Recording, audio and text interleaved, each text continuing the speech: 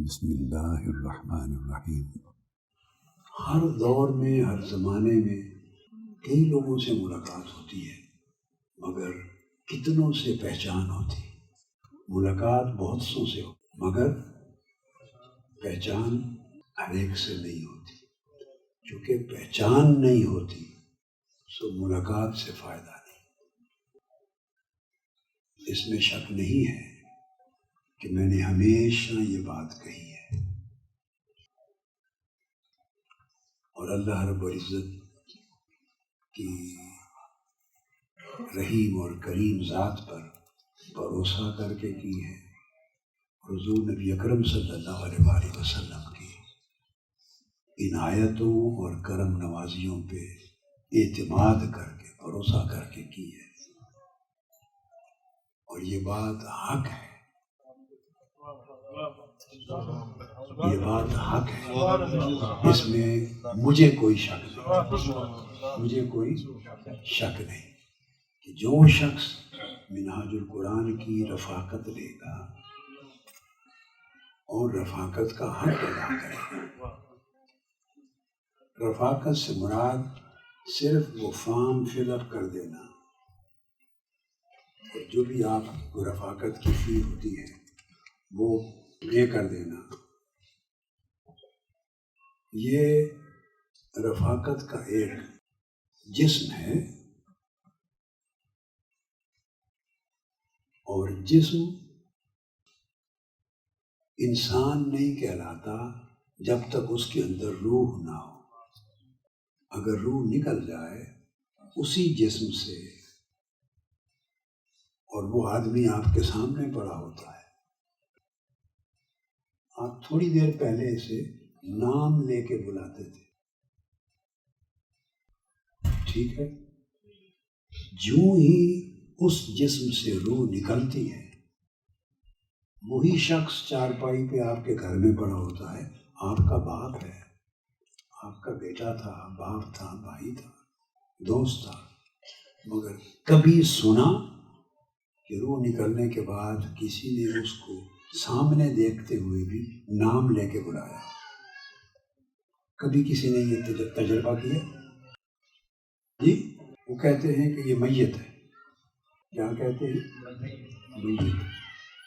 یعنی جب روح نکل جاتی ہے تو اس کا نام بھی نہیں رہتا، کوئی اور عنوان مل جاتا۔ روح کے برقرار رہنے سے نام بھی جائز لگتا ہے اور پہچان بھی ہوتی۔ اس طرح رفاقت منہاج القرآن کی، یہ منہاج القرآن کی رفاقت اگر صدق کے دل سے ہو، اس کی تعلیمات کے عین مطابق ہو، تعلیمات پر عمل ہو، اس کے دیے ہوئے طور طریقے، اخلاق، چال چلن کے مطابق حتی الوسع بندہ زندگی گزارے، اللہ رسول کی، اس کے دین کی نوکری تھوڑی زیادہ کرتا رہے، کبھی اس سے کٹے نہیں، جڑا رہے۔ کیا؟ جڑا رہے، کٹ آف نہ ہو، اور اسی سچائی کے ساتھ جڑے رہتے ہوئے اس کی موت آ جائے اور آپ دفن کریں، تو میرے دل کو یقین ہے کہ اسے پہلی رات ہی قبر میں منہاج القرآن کے رفیق ہونے کی سمجھ آ جائے، اس کا نفع ہو جائے گا۔ اس لیے کہ منہاج القرآن کیا ہے؟ یہ اس دور میں جب لوگ بھولنے کے عادی ہیں، اس دور میں جب لوگ بھول چکے ہیں، بھول رہے ہیں، بھولتے جا رہے ہیں اور بھولتے جائیں گے، تو بھولنے کے دور میں منہاج القرآن کسی کی یاد دلاتا ہے اور اس کی یاد کے ساتھ جوڑے رکھتا ہے، اس کی یاد کے ساتھ جوڑے رکھتا ہے۔ شرط یہ ہے کہ منہاج القرآن کو اپنائے اور منہاج القرآن سے جڑا رہے.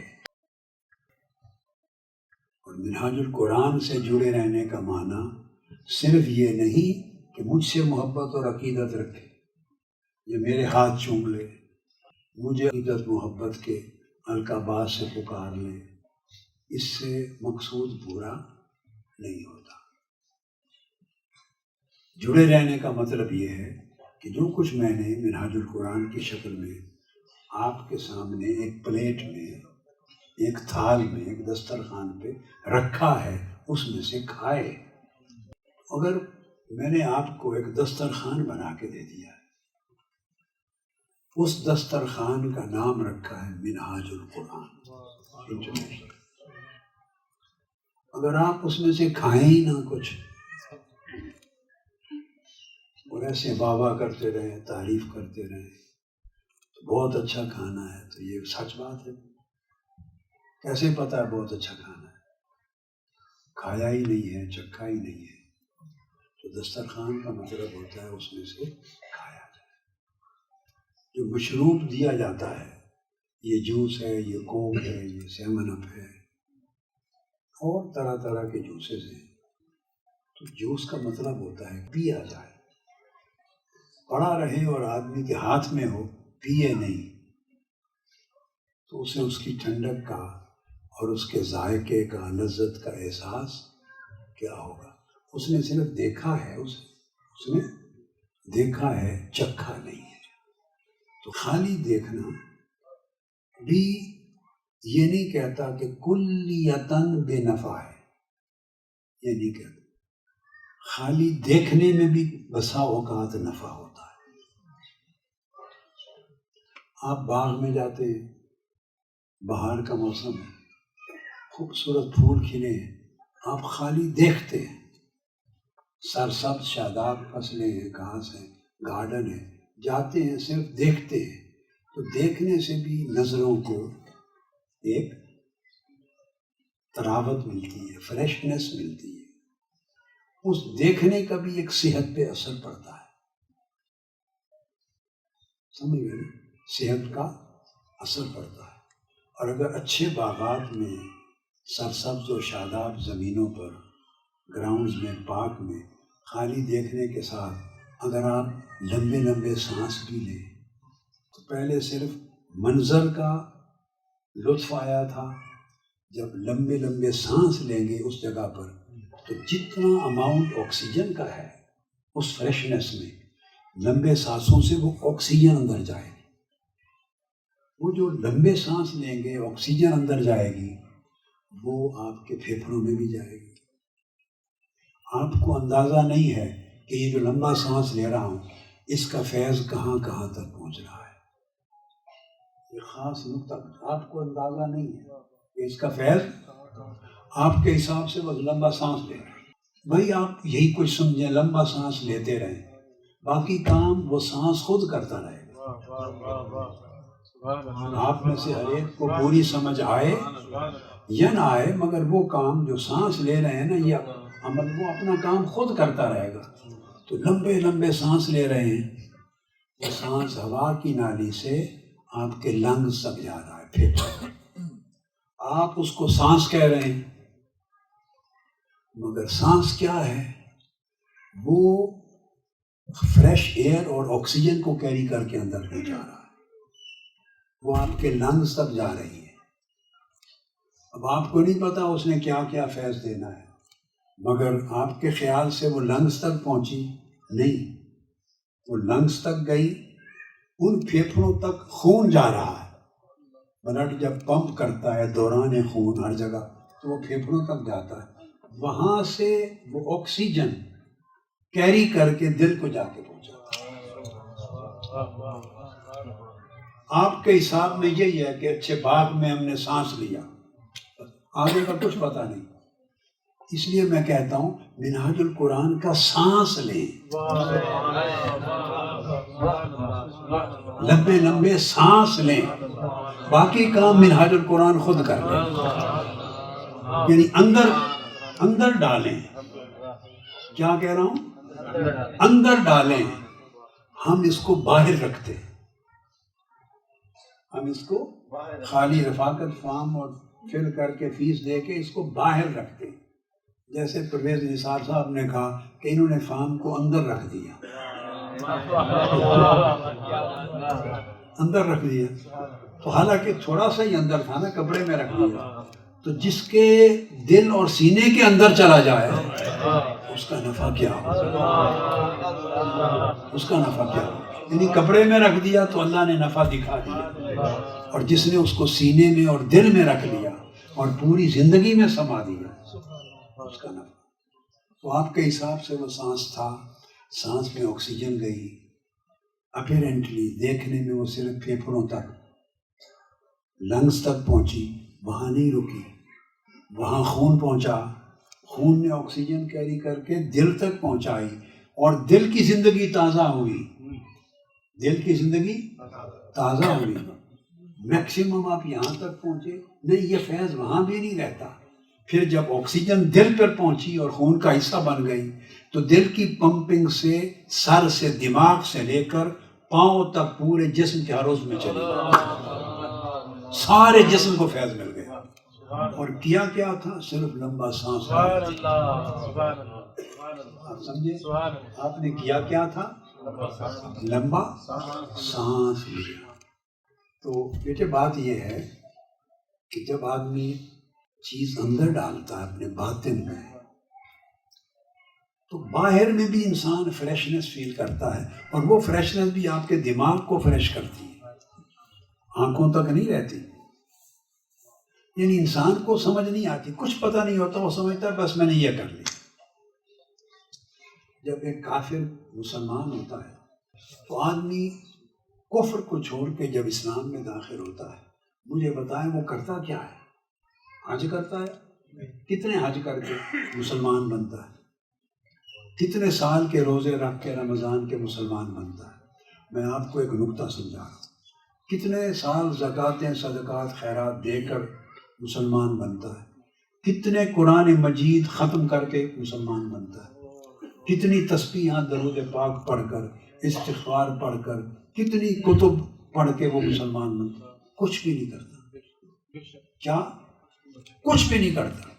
صرف دل اور دماغ کو جوڑ کر معنی کے ساتھ، دل اور دماغ کو معنی کے ساتھ جوڑ کر، یعنی دل و دماغ سے قبول کرتے ہوئے صرف چند لفظ پڑھتا ہے کہ میں گواہی دیتا ہوں کہ اللہ صرف ہے، اس کے سوا کوئی معبود نہیں، اور میں گواہی دیتا ہوں کہ حضرت محمد صلی اللہ علیہ وسلم اللہ کے سچے رسول ہیں. یہ دو چھوٹے سے جملے ہیں. اس نے اسلام قبول کیا، بھلے 70 سال کی عمر تھی اگر کسی شخص کی، اس نے 70 سال کفر کیا. میں آپ کو وابستگی کا ایک فلسفہ سمجھا رہا ہوں. 70 سال کفر کیا،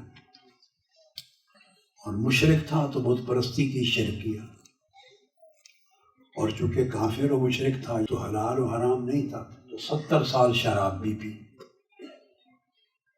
70 سال حرام کاری کی، پوری زندگی کفر شرک اور حرام میں گزاری.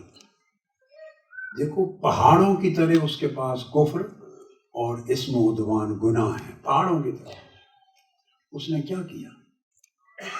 اس کا دل آمادہ ہوا اور سچے دل سے مانتے ہوئے اس نے 2 جملے بول دیے کہ میں گواہی دیتا ہوں کہ اللہ کے سوا کوئی معبود نہیں، اور میں گواہی دیتا ہوں یا دیتی ہوں کہ حضرت محمد صلی اللہ علیہ وسلم اللہ کے سچے رسول ہیں.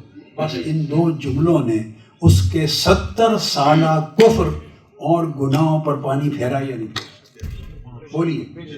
اور اب 2 جملے بولنے کے بعد آج وہ شخص یا وہ خاتون ایسے ہے کہ ابھی ماں کے پیٹ سے پیدا ہوا، اس کے کھاتے میں کوئی گناہ نہیں رہا.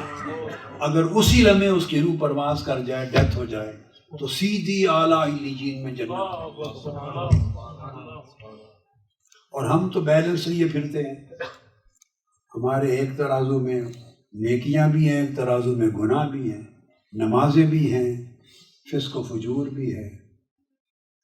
اللہ رسول کی تسبیحات بھی ہیں، گالی گلوچ اور غیبتیں بھی ہیں، ہم تو تول لیے پھرتے ہیں، پتہ نہیں کیا ہوگا۔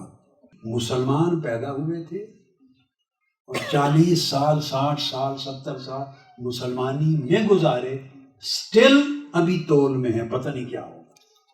ہماری حالت یہ ہے۔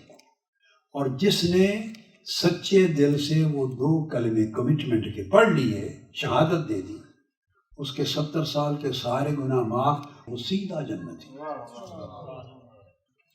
بیٹے یہ جو انسان کمٹ کرتا ہے اور سچے دل سے اقرار کرتا ہے اور ایک تعلق میں جڑتا ہے اور دل و جان سے اللہ رسول کے تعلق کو، دین کے تعلق کو، خدمت کو قبول کرتا ہے اور پھر جڑ جاتا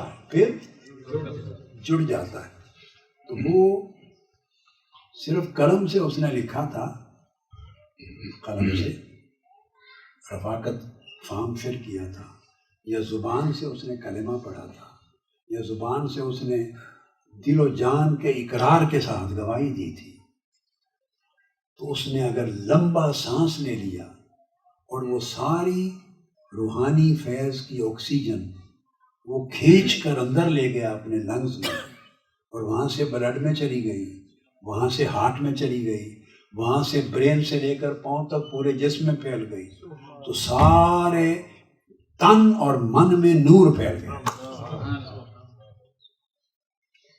پھر جب وہ اس پر عمل کرتا ہے زندگی میں، جتنا عمل کر سکے۔ غزوہ خیبر کا موقع ہے، 2 مختلف مواقع پر ایسا واقعہ پیش آیا۔ ایک یہودی تھا، وہ بکریاں چرا رہا تھا اپنے مالک کی، بکریوں کا مالک نہیں تھا، اس کے جاب پر تھا، تو بکریاں چرا رہا تھا۔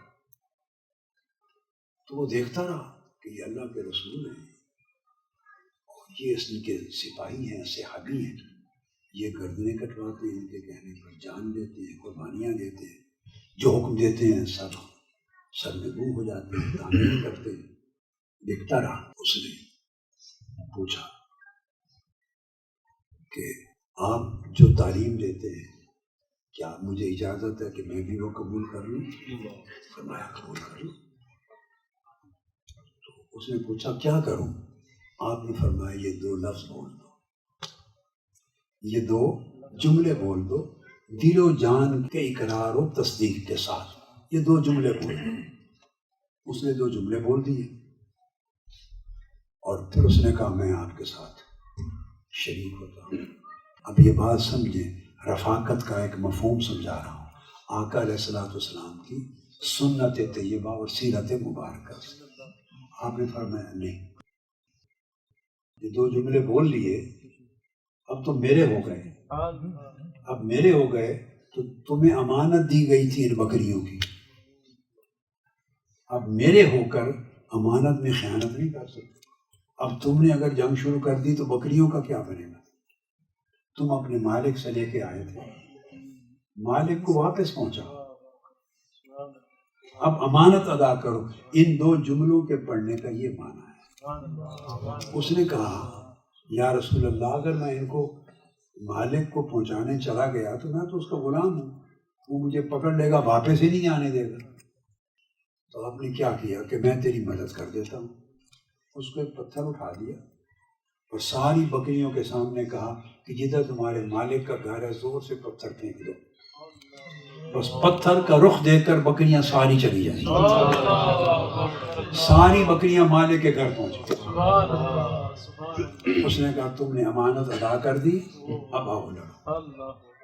اب اس نے بیٹے نہ غسل کیا ہے، نہ وضو کیا ہے، نہ نماز سیکھی ہے، نہ روزہ ادا کیا ہے، نہ کوئی دین کی تعلیم، نہ الف نہ بے۔ وہ جنگ لڑا اور جنگ لڑتے ہی شہید ہو، کوئی اور عمل نہیں کیا۔ آقا علیہ السلام نے فرمایا جس کو جنتی دیکھنا ہو اسے دیکھو۔ اور ایک موقع پر ایسا ہوا کہ میدان جنگ میں ایک کافر تھا جو آقا علیہ الصلوۃ والسلام کے خلاف جنگ لڑ رہا تھا، کفار و مشرکین میں سے۔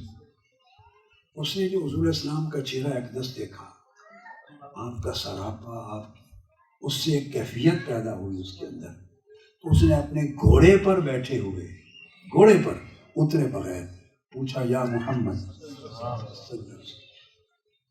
آپ لوگوں کو یہ جو اپنا امتی بناتے ہیں تو اس کے عوض دیتے کیا ہے؟ جو آدمی آپ کا کلمہ پڑھتا ہے اس کے بدلے میں کیا دیتے؟ فرمایا جنت مجھے مل سکتی؟ فرمایا ہاں کلمہ پڑھ لو۔ 2 جملے ہیں بول دی۔ اس نے گھوڑے پر ہی بیٹھے نیچے اترے بغیر آقا علیہ السلام سے مصافحہ بھی نہیں کی، اترے بغیر کلمہ پڑھ لیا اور جنگ میں شریک ہو گئے، صحابہ کے ساتھ اسی جنگ میں شہید ہو گئے۔ غسل بھی نہیں کیا ہے، 2 لفظ بھی اسلام کے مزید نہیں سیکھے، اور آقا علیہ السلام سامنے ہے، مصافحہ بھی نہیں کر سکا۔ فرمایا جس نے جنتی کو دیکھنا ہو اس کو دیکھنا۔ تو میں سمجھا یہ رہا تھا کہ یہ جو خیر کا دروازہ کھلتا ہے، قبر کے نفع ہوتے ہیں، اس کی بگننگ تو صاف ظاہر ہے اسی کانٹریکٹ سے ہوتی ہے، بگننگ تو اسی اقرار و تصدیق سے ہوتی ہے۔ یہی حقیقت ہے رفاقت کی۔ مسلمان تو ہم پہلے ہی ہوتے ہیں۔ ویسے تو کئی بار ایسا ہوا میرے پاس سکھ اور غیر مسلم بھی آ گئے کہ ہم نے بھی رفیق بننا ہے منہاج القرآن۔ بڑی پرانی بات ہے، کینیڈا میں سکھ آ گئے سردار، انہوں نے مجھے کہا کہ فارم لے کے آ گئے، فل اپ کر کے کہتے ہیں دستخط کر ہم منہاج القرآن کے رفیق بنے۔ میں ایسے ہنسا، ساتھی تھے موجود، میں نے کہا میں ان کو کس کھاتے میں لکھوں؟ میں نے ان سے پوچھا، جو کینیڈا کی تنظیم کے لوگ تھے، پوچھا کہ بتائیں، میں ایسے ہی میں انہیں ٹیسٹ کرنا چاہتا تھا، تو یہ سکھ ہیں سردار ہیں، انہوں نے یہ تو نہیں کہا کہ ہمیں کلمہ پڑھا دیں مسلمان کر دیں، اس نے یہ نہیں کہا، ہیں سکھ، سر دست رہنا بھی سکھ ہی چاہتے ہیں، اور میں ان کے جملے دہرا نہیں سکتا۔ میں نے کہا کیوں منہاج القرآن کا رفیق بننا چاہتے ہیں؟ انہوں نے پھر میری طرف کو اشارہ کیا، بس جو ان کے دل میں اللہ نے ڈالا، کہتے ہیں اس وجہ سے ہم آپ کے رفاقت میں آنا چاہتے ہیں۔ میں نے ساتھیوں سے پوچھا کہ کہاں؟ انہوں نے کہا جی یہاں تو کالم ہی کوئی نہیں ہے غیر مسلموں کا، ہمارے منہاج القرآن کے فارم میں تو غیر مسلموں کا کالم ہی کوئی نہیں۔ تو جو کالم کوئی نہیں جو تنظیم کہہ رہی تھی، وہ ان کو رفاقت فارم پہلے دے چکے تھے، وہ تنظیم والے اس سے رفاقت کی فیس بھی لے چکے تھے، 4 یا 5 تھے، میرے پاس بھی وہی لے کے آئے۔ اب میں نے ان سے پوچھا کہ انہیں کس کھاتے میں، کس کالم میں لکھوں؟ انہوں نے کہا حضور یہ تو غیر مسلم ہے، جب تک کلمہ نہ پڑھے اس کا تو کالم ہی کوئی نہیں ہے ادھر۔ میں نے کہا اس سے فیس لے لی آپ نے، اس کا کالم ہے؟ اس کا کالم کوئی نہیں تھا، اس کے پیسوں کا کالم تھا۔ وہ پھر خاموش ہو گئے، آج پڑے خاموش ہو گئے۔ میں نے کہا ہاں ایک کالم ہے جو اس کاغذ پہ لکھا ہوا نہیں ہے، مگر اس کاغذ پہ جو لکھائی ہے اس کے مالک کے پاس ایک کالم ہے۔ اس کاغذ پر جو لکھائی ہے اس کے کوئی مالک بھی تو ہے نا، ان کے پاس ایک کالم ہے۔ وہ یہ کہ اگر میں اس کو رفیق نہیں بناتا تو کل وہ مجھ سے پوچھ لیں گے کہ وہ تمہاری طرف رفاقت لینے کے لیے بڑھا تھا، ایک قدم آگے بڑھا تھا، تم نے وہیں سے دھتکار دیا اس کا ایک بڑا ہوا قدم قبول کر لیتے، ممکن ہے اگلا قدم بھی اٹھا لیتے۔ سو میں نے ان کو منہاج القرآن کی رفاقت دے دی، سمجھ آئی؟ ان سرداروں کو، سکھوں کو بھی دے دی۔ مقصد بات کا یہ ہے کہ جیسے میرے پاس کالم ہے کہ جس میں سکھ اور غیر مسلم بھی واپس نہیں جاتے، کیا آپ بھی اپنے دل میں ایسے کالم بنا سکتے ہیں کہ جس کالم کی وجہ سے کوئی بھی آپ سے پیچھے نہ ہٹے؟ بتائیں، کوئی ایسے کالم آپ بھی بنا سکتے ہیں کہ کوئی بھی پیچھے نہ ہٹے؟ آپ تو جو رفیق بن چکا ہے اس کا کالم بھی نہیں رکھتے اپنے دل میں، تو غیر مسلم کو کیا کالم دینا ہے؟ بس میں نے آپ کے سوچنے کے لیے جملے بول دیے، دل کو کھلا کریں اور یہ بات سمجھیں کہ یہ رفاقت ایک نعمت ہے، ایک قدم ہے اللہ کی طرف، اللہ کے رسول کی طرف ایک قدم بڑھانا، ایک کمٹمنٹ لینا ہے. کلمہ تو سب نے پڑھا ہوا ہے، مسلمان ہیں. یہ کلمہ پڑھ کے ہم بھول گئے ہوئے ہیں کہ ہم کون ہیں. یہ رفاقت اس بھولی ہوئی شناخت کو دوبارہ زندہ کرنا، شناخت کروانا ہے. تم یہ ہو، یہ ڈائریکشن ہے، یہ منزل ہے، یہ راستہ ہے، ادھر جانا ہے. تو چلیں گے تو عجیب ہوگا، اگر کھائیں گے نہیں تو کیا پتا جا کیا بنا. تو اگر سانس لیں گے نہیں تو آکسیجن فریشنس اندر کیسے جائے گی. لہذا رفاقت کا معنی سمجھیں. اگر اس رفاقت کے ساتھ اس کے بعد بندے میں کمی بیشی ہوتی ہے، انسان نام ہی کمی بیشی کا ہے، خطا و نسیان کا ہے. اللہ کے ہاں بھی یہ تعریف نہیں ہے سوائے پیغمبر اور نبی کے لیے. اللہ کے ہاں بھی یہ تعریف نہیں کہ انسان وہ ہے جو گناہ نہ کرے، انسان وہ ہے جو غلطی نہ کرے. یہ تعریف اللہ کے رسول کے ہاں اور قرآن اور حدیث میں بھی نہیں ہے. اللہ بھی مانتا ہے انسان کو گناہ کے ساتھ. بولے انسان کو، بولے اگر اللہ نے انسان کو گناہ کے ساتھ قبول نہ کرنا ہوتا تو اپنا نام غفار رکھتا. غفور کہتا خود کو کہ میں غفور ہوں اور میں غفار ہوں. بولے نا، اگر اس نے بخشنا نہ ہوتا تو غفوریت اور غفاریت ہوتی نہیں. وہ کہتا ہے قرآن مجید میں غافر الذنب، بولیے قابل التوب. پہلے کیا آیا ہے بولیں؟ پہلے آیا غافر الذنب اور قابل التوب اس کے بعد آیا ہے. اس نے فرمایا میں وہ ہوں کہ پہلے گناہوں کو معاف کرتا ہوں، یہ اعلان پہلے کرتا ہوں میں گناہوں کو معاف کرنے والا ہوں، اور بعد میں فرمایا کہ توبہ قبول کرتا ہوں. اب میں گفتگو ختم کرتا ہوں اسی نقطے کو سمجھا کر.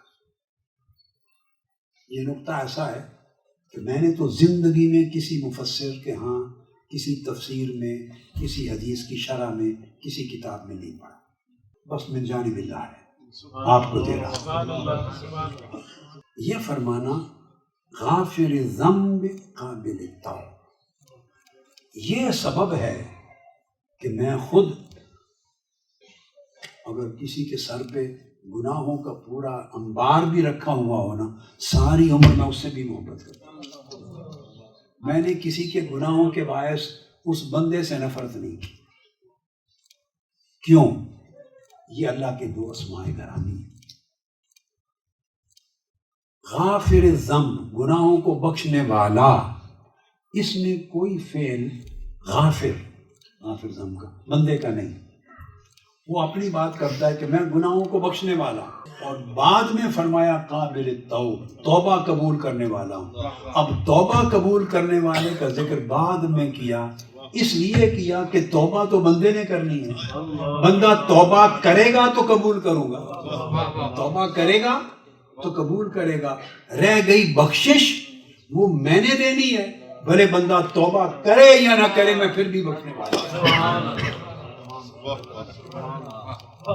اس لیے غافر الذنب پہلے فرمایا، قابل التوب بعد میں، کہ میرا بخشنا بندے کی توبہ کرنے کے ساتھ مشروط. یہ عقیدہ ہے، یہ عقیدہ ہے کہ میرا بخشنا اس بات کے ساتھ مشروط نہیں ہے کہ اس نے توبہ کی، توبہ کرے یا نہ کرے. اگر میں اس کی توبہ پر اپنی بخشش کا انحصار کر دوں تو میں تو رب نہ ہوا. پہلے فرمایا غافر الذنب، میں گناہوں کو معاف کرنے والا ہوں. خوشخبری پہلے سناتا ہے. کیا خوشخبری پہلے سناتا ہے اور توبہ کا راستہ بعد میں دکھاتا ہے کہ جو توبہ کرے اس کی توبہ قبول کرتا ہوں. اور بتایا کہ کسی کی توبہ کرنے نہ کرنے پر میری بخشش کا انحصار نہیں، چاہوں تو کسی کی توبہ کیے بغیر بھی بخش دوں. اس سے بندوں کو وسعت قلبی دیتا ہے. کیا ہم کہتے ہیں اس نے مجھ سے یہ کیا تھا میرے ساتھ، آج تک معافی نہیں مانگی تو میں کیسے معاف کروں؟ یہ فرق ہے بندہ اور مولا. اس نے معافی نہیں مانگی، کیسے معاف کر دوں؟ رب کہتا ہے معافی مانگے یا نہ مانگے میرا کام معاف کر دینا ہے. اب بخشش کر دی، معافی مانگے گا تو اس کو توبہ قبول کروں گا تو اضافی سونے پر سہاگا ہو جائے گا. یہ راستہ ہے. سمجھ آئی؟ یہ جو بات سمجھائی یہ منہاج القرآن کی رفاقت کا اصل معنی ہے. یہ اس کی روح ہے، اسپرٹ ہے.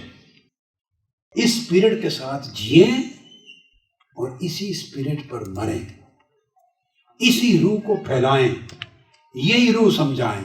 یہ آپ کی دی ہوئی تعلیم جو آپ کہیں گے اور جو باقی جگہوں سے بھی لوگ سنتے ہیں اس میں فرق نظر آ جائے. آئے گا کہ نہیں؟ بولیے. فرق نظر آئے گا نا جی. اس میں اگر کہیں تنگی ہے تو آپ کی تعلیم میں وسعت نظر آئے گی. آپ وسیع القلب بنیں، اعلیٰ اخلاق رکھیں، محبت کریں، خوش اخلاق بنیں، ہر ایک سے محبت کریں، انسانیت سے. ایک شخص تھا بنی اسرائیل میں، رسول صلی اللہ علیہ وسلم نے فرمایا کوئی نیک عمل، عبادت، کوئی چیز بخشش کا وسیلہ اس کے پاس نہیں تھی، کوئی راستہ نہیں تھا. وہ اسی حال میں مر گیا. اللہ رب العزت نے اس کو بخش دیا. یہ بخاری شریف اور مسلم شریف کی متفق علیہ حدیث. کوئی عمل نیک نہیں تھا، توبہ بھی نہیں کی. توبہ بھی تو نیک عمل ہوتا ہے اور توبہ گناہوں کو مٹا دیتی ہے. جس حال میں تھا اسی حال میں مر گیا. اللہ پاک نے اس کو بخش دیا. اب جب یہ واقعہ آقا علیہ الصلوۃ والسلام نے سنایا، صحابہ کرام کے ذہنوں میں سوال پیدا ہوا ہوگا. پوچھا نہیں انہوں نے، کیونکہ ان کے اعتقاد اور ایمان کا عالم یہ تھا کہ پوچھنے کی بھی ضرورت نہیں تھی، پوچھتے بھی نہیں تھے. یہ اعتقاد تھا. اعتقاد کہتے ہی اس میں ہے جس میں پوچھنا نہیں. کیا اعتقاد میں پوچھ گچھ نہیں ہوتی. انہوں نے نہیں پوچھا. آقا علیہ السلام نے خود بات کو آگے بڑھایا، فرمایا کہ بخش اس لیے دیا کہ جب دیکھا اس کے نامہ اعمال میں کوئی نیکی نہیں ہے. فرشتے بھی حیران ہو گئے، اس کو کیوں بخشا جا رہا؟ تو اللہ پاک نے فرشتوں کو بتایا کہ اس شخص کا ایک عمل تھا، یہ مالدار آدمی تھا، لوگوں کو قرض دیتا تھا.